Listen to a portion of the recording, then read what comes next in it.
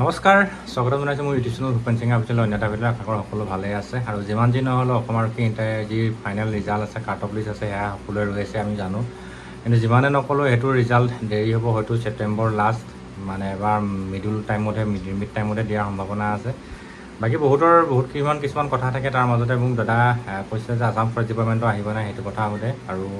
এইটো বিষয়ে মই আগত সেই ভিডিঅ' বনালোঁ আহিব নাহে ক'ত কিমান পোষ্ট খালী আছে আপোনালোকক আজি মই আসাম ফৰেষ্ট ডিপাৰ্টমেণ্টৰ কিছুমান সুবিধা ক'ম বা ইয়াৰ প্ৰমোশ্যনটো কেনেকুৱা ছিষ্টেম হয় ছিষ্টেমটো আপোনালোকক জনাম ত' ভিডিঅ'টো শেষলৈকে চাব আৰু যিসকলে মোৰ চেনেলটো ফাৰ্ষ্ট টাইম চাইছে চেনেলটো ছাবস্ক্ৰাইব কৰি ৰাখিব ভিডিঅ'টো ভাল লাগে লাইক কৰিব আৰু শ্বেয়াৰ কৰিব অসম আৰক্ষীৰ কথা সকলোৱে জানে অসম আৰক্ষী যেতিয়া আপুনি এজন কনিষ্টেবলৰ নেক্সট ৰেংকবিলাক কি হয় বা তাৰ ডিপাৰ্টমেণ্টেল এক্সাম হয় নহয় বা কেনেকৈ কি হয় আপুনি হয়তো বহুতে জানে নাজানিলেও মই নেক্সট ভিডিঅ' এটা বনাম অসম আৰক্ষী প্ৰমোশ্যনৰ ওপৰত কিন্তু মই আজি আসাম ফৰেষ্ট ডিপাৰ্টমেণ্টৰ প্ৰমোশ্যনৰ ওপৰত কথা কওঁ তো ইয়াৰ ছিষ্টেমটো কেনেকুৱা হয় বা ডিপাৰ্টমেণ্টেল এক্সাম আছেনে নাই বা ইয়াত কিবা স্পেচিয়েল ট্ৰেইনিং আছে নাই সেইটো বিষয়ে ক'ম প্ৰথম কথা হ'ল আপোনালোকে যেনেদৰে অসম আৰক্ষী বিভিন্ন শাখা থাকে আপোনালোকে নিশ্চয় দেখিছে আপোনাৰ ধৰি লওক কেতিয়াবা SB ব্ৰাঞ্চ থাকে CBI CID বা ট্ৰেফিক ব্ৰাঞ্চ বা ডিষ্ট্ৰিক্ট এক্সিকিউটিভ ফ'ৰ্চ তেনেকৈ ঠিক তেনেকৈ আসাম ফৰেষ্ট ডিপাৰ্টমেণ্টৰ কিছুমান ভাগ আছে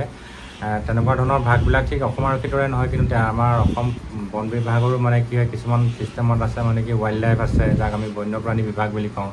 কিছুমান নৰ্মেল আছে কিছুমান ছ'চিয়েল আছে এছ'চিয়েশ্যন আছে গতিকে কিছুমান সুবিধা বেলেগ ছিষ্টেমত আছে আৰু ৱাইল্ড লাইফৰখিনি সম্পূৰ্ণ বেলেগ এতিয়া আপোনালোকে ভাবিব এখন ডিষ্ট্ৰিক্টত 3টা ডিভিজন আছে 3টা ডিভিজনেল ফৰেষ্ট অফিচ আছে 3টা আছে তাত গোটেই 3টাই বেলেগ কাম 3জন DFO থাকে তাৰে এজন ৱাইল্ড লাইফৰ থাকিব পাৰে এজন তোমাৰ নৰ্মেলৰ থাকিব পাৰে এজন ছ'চিয়েলৰ থাকিব পাৰে বা এজন এছ'চিয়েশ্যনৰ থাকিব পাৰে গতিকে সকলোৱে বেলেগ কাম হয়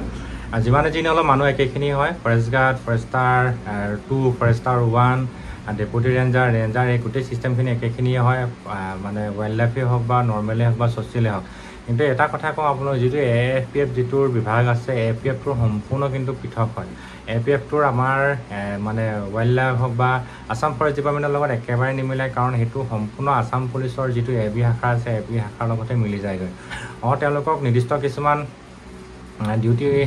অলপ সুকীয়া বুলি নহয় যেতিয়া তেওঁলোকৰ হেডকোৱাৰ্টাৰ থাকে তেতিয়া সুকীয়া বাকী একেলগতে ডিউটি হয় চ'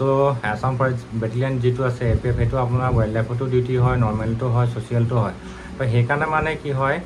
তেওঁলোকৰ কিন্তু প্ৰমোশ্যনটো অলপ বেলেগ ছিষ্টেমত হয় আপোনালোকৰ অসম আৰক্ষী যিটো মানে কনিষ্টেবল অফিচৰ নায়ক হাবিলদাৰ PC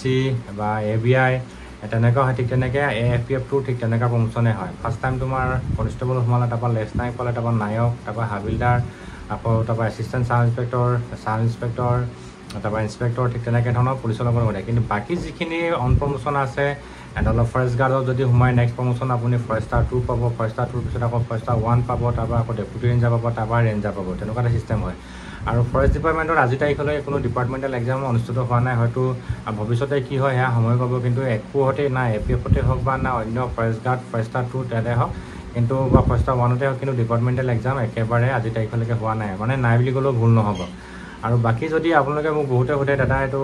খেলুৱৈসকলৰ কিবা সুবিধা থাকে নেকি তাত ধৰি লওক যেনেকৈ আসাম পুলিচৰ কিছুমান নিৰ্দিষ্ট টীম থাকে তাত কিছুমান ছিষ্টেম সুকীয়া আছে নেকি ইয়াতো কোনো সুকীয়া ছিষ্টেম নাই আপোনাৰ স্পৰ্টছৰ কোটা বুলিবলৈ তাত নিৰ্দিষ্ট কোনো খেলুৱৈ নাই কিন্তু এটা কথা দেখ প্ৰতি বছৰে অল ইণ্ডিয়া ফৰেষ্ট মিট পাতে তাত আপোনালোকে অংশগ্ৰহণ কৰিব পাৰিব তাত যদি কিবা মেডেল চেডেল পাৰে বাৰু নোপোৱা নহয় যোৱাবাও পাইছে বহুতে ঠিক তেনেকৈ তাত মেডেল পাব পাৰে তাত অংশগ্ৰহণ কৰিব পাৰে বাকী কিন্তু নিৰ্দিষ্টকৈ অসম আৰক্ষীৰ দৰে সুকীয়া কিন্তু স্পৰ্টছৰ টীম ইয়াত আসাম ফৰেষ্ট ডিপাৰ্টমেণ্টত নাই তাৰমানে আৰু আসাম ফৰেষ্ট ডিপাৰ্টমেণ্টৰ আজি তাৰিখলৈকে সংশোধন বুলিবলৈ একে নাই সেই তেতিয়া যিটো ছিষ্টেম আছে আজি তাৰিখলৈ একেটা ছিষ্টেমেই চলি আছে ইয়াত যথেষ্ট সংশোধন আছে কিন্তু আজি তাৰিখলৈকে সেয়া হৈ উঠা নাই আৰু সেয়া ডিপাৰ্টমেণ্টেলে কি কৰিব নকৰিব তেওঁলোকৰ সেইটো বিভাগীয় বিষয় কিন্তু তেনেকৈ নতুন ছিষ্টেম নাই একেখিনিয়ে নাই ধৰি লওক ডিপাৰ্টমেণ্টেল হিচাপে আপোনাৰ কোনো আজি তাৰিখলৈকে এক্সাম নাই বা স্পৰ্টছ কোটাৰ লগত কোনো তেনেকৈ এটেচ নাই বা আজি তাৰিখলৈকে আমাৰ অসমৰ বাহিৰত যিবিলাক ৰাজ্যত ফৰেষ্ট ডিপাৰ্টমেণ্ট আছে অল ইণ্ডিয়া ফৰেষ্ট মিট পাতে কিন্তু অসমত আজিলৈকে পতা শুনা নাই তো কিছুমান সংশোধন আছে এইটো হৈছেগৈ সময়ে ক'ব কিন্তু বাকী যিখিনি প্ৰমোশ্যনৰ কথা ক'লোঁ মই আপুনি ফৰেষ্ট গাৰ্ডৰ পৰা যদি জইনিং কৰে নেক্সট ফৰেষ্টাৰ 2 পাব আৰু ফৰেষ্টাৰ 2টোৰ মাজতে উঠাই দিছিলে এটা ফৰেষ্টাৰ 1 আছিলে কিন্তু সেয়া বহু নিৰ্দিষ্টকৈ কিছুমান লেমলেমীয়া মানে হয় ধীৰ গতি হয় তাৰপিছতে ফৰেষ্টাৰ 2 হোৱাৰ পিছত আকৌ ফৰেষ্টাৰ 1 হ'ব কিন্তু যদিও আপোনালোকে ফৰেষ্ট গাৰ্ডত জইনিং কৰিলে কিন্তু আপোনালোকে যদি প্ৰমোশ্যন নাপালেও চৰকাৰৰ এটা বিভাগ থাকে মানে কি আপোনাৰ 10 বছৰ হোৱাৰ পিছতে আপোনাৰ টাইম এটা স্কেল দিয়া যায় সেই টাইম স্কেল হোৱাৰ লগে লগে এটা ইনক্ৰিমেণ্ট পায় ইনক্ৰিমেণ্ট মানে অলপ দৰমহাটো বাঢ়ি যায়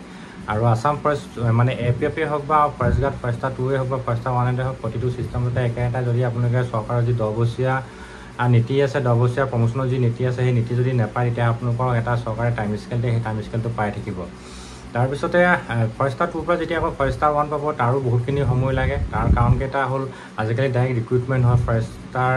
1ত গতিকে বহুত মানে শ্ল' আৰু অন প্ৰমোশ্যনটো ফৰেষ্ট ডিপাৰ্টমেণ্টৰ হয় বাকী APFৰ যদি ভেকেঞ্চি থাকে যদি আপুনি কনষ্টেবল জইন কৰিছে যদি ভেকেঞ্চি থাকে ভেকেঞ্চিৰ কাৰণে আকৌ প্ৰমোশ্যনৰ নাম আহিব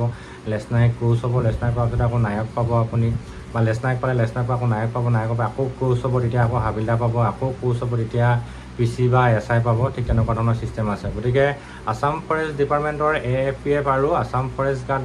সম্পূৰ্ণ দুটা বেলেগ বেলেগ প্ৰমোশ্যন ছিষ্টেম হয় একেলগে নহয় আৰু এটা কথা ঠিক আসাম ফৰেষ্ট ডিপাৰ্টমেণ্টটো সম্পূৰ্ণ